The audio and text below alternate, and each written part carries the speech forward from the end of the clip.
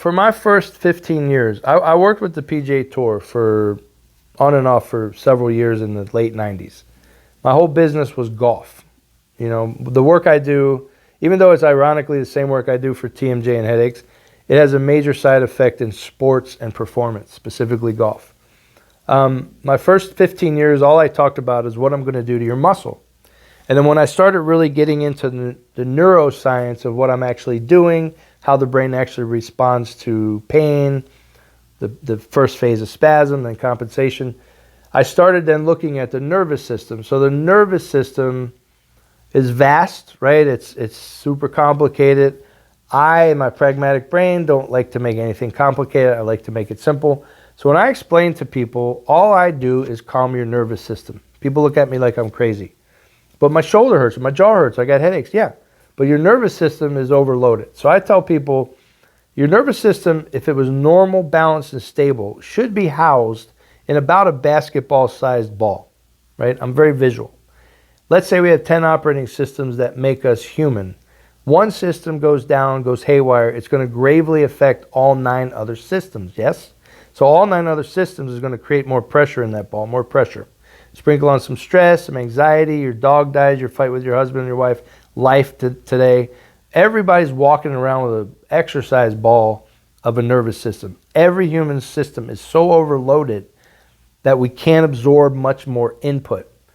And when you're stuck in that kind of flux, like I said, everything you throw at it is going to get a little repelled.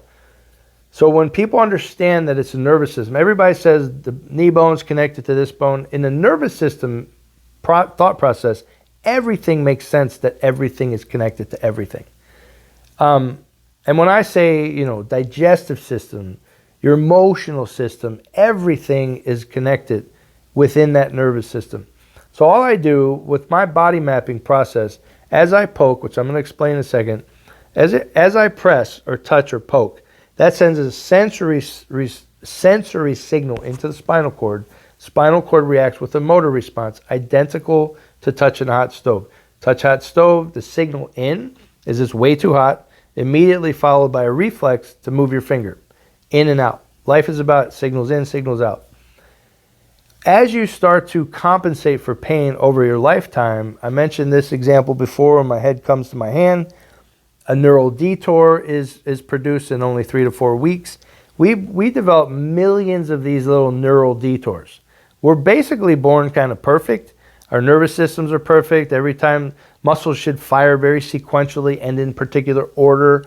Then you get a hurt or a pain or an injury, you alter that movement. Neural detour. Millions of these build in our system over a lifetime. All these little neural detours are deficiencies in your nervous system. So we're created to do one thing, but now we have all this extra crap to take care of. That's the stuff that's not really looked at. So that's a major contributor to the overload. And that's why people say, I turned 50 or 60, it all went to crap. And I jokingly say, well, it's been going to crap this long, but you're now symptomatic of it because your metabolism is dropping. So this is a very hard thing to explain to people quickly. I've literally never had a 30-second elevator speech for what I do. But when I get into the meat of how the nervous system is everything, people start to understand it.